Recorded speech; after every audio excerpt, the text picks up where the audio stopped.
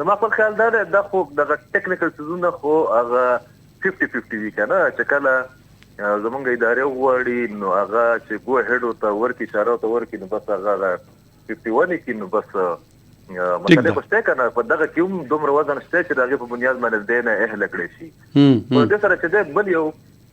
صورتحال چې شمس باغه په ډېر جبان دا د ګوره باغه دا ده چې د پاکستان یوې پارټۍ ته هم نه مخالفت کیږي خو نه حمایت کیږي خو دغه سره چې ده زه په یو بل خبر باندې ډېر زیات پریشان مې خبروم ده او هغه دا ده چې بیا نو شریف صاحب هغه به ان قریب چې ده نو هغه دغه یو څه چې لاهور کوم ګټلې ده نو ما ته ښکاري چې به دغه نه محروم کړی شي هغه واپس یا لندن ته ځي یا خپل کور کې بناستي البته کوم دنه چې دا یو مسله فکر را پیښه ده بل اطلاع ده چې دا حکومت چې د بشپنګ میاشتې ټیک وي دا غنه بعد بیا ګډوډ شروع شي او پرایم منسټر چې دا هغه په 2 کال بعد بلال بټو زرداری چې ده هغه برازي او د پاکستان په تاریخ کې اول ځل موږ دغه ورځ وینو په دې کې بدیت نشته چې پریزیدنت په دغه پلاری او پرایم منسټر چې دغه به ځای په خیبر پختونخوا کې هو د خبره ډیرات امکان دی چې زموږ هم ته ډیر غیر متوقع غونډې اقدامات یا فیصله چې دغه مخه دراشي بس موږ به انجوای کوو په تفسیر او په کول الله عقیل صاحب یو منټ دومره پاسانه دی انجوای کول چرته اوس پرې ما ویل اخیری پختونه د کومه خو تا خو چې کوم اټم بم دی راويشت منستا تر اوسه پورې د شنو په سوشل میډیا باندې چلیدل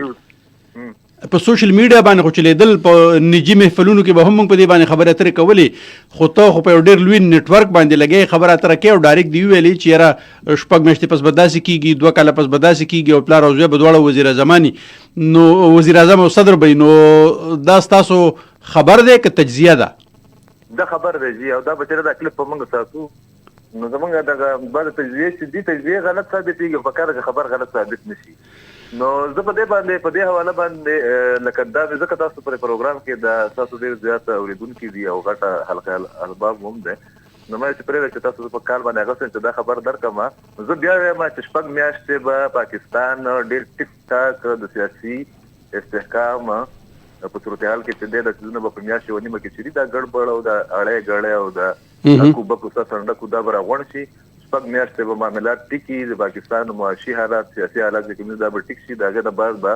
دغه دوه پارټیانو چې دی په یو بل ته بیا اړم شي په دې کې د اتلسم ترمیم ایشو په کې هم دا په دې کې نور معاملات چې کوم دی هغه په کې هم دی خبر پختونخوا معاملات چې دی هغه سرپرستی پکې داګه نه بعد به بیا هم دغه پارټي چې د شابه سری پلی ووټ ورکړی دا به یو بل پلانینګ وشي او دغه مطابق گیم بوکس شي کرسي کسان چې کوم کینی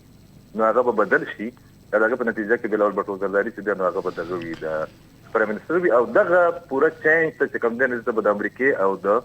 چاینا چې ډېر غټه شفاعت بو تحصیل نو په دې کې پاکستان خیر وي نو بس تاسو زری نو پښتنه هم دغه کومجی چې تاسو کوم سی ویل چې دا خبر دی نو دی مطلب خدای چې دلته کوم سکیږي نو دا خو بیا سیاسي تور باندې جمهوریت تور باندې نه کیږي او ماغه انجینیرینګ والا قصه چې کومه د زمانه را سره روانه ده نو مطلب دا چې سټل اټس رننګ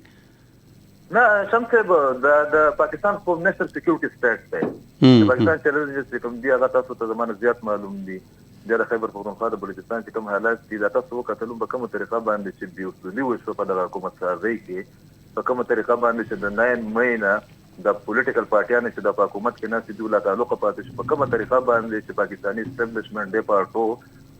چې عمران خان خو نه دغه کړی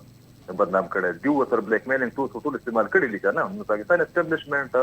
د نور بعض ملکونو غوښتل چې د خو مین سټیک هولډر دی زما په خیال دا چې په دغه پارټیانو د دوی د اړي غړي باوجود به یو پارټي چې دغه لپاره سپیس ډیر زیات کم دی او ډیر جبه فیصله چې کوم دي چې هغه په میرټ باندې را روان دي ډیر سختي را روانه ده نو هغه دا چې یو پارټي چې هغه په مستقبل قریب کې ټول زیات ازمایښتونو ته ټول مخامخ کیږي نو هغه به تحریک انصاف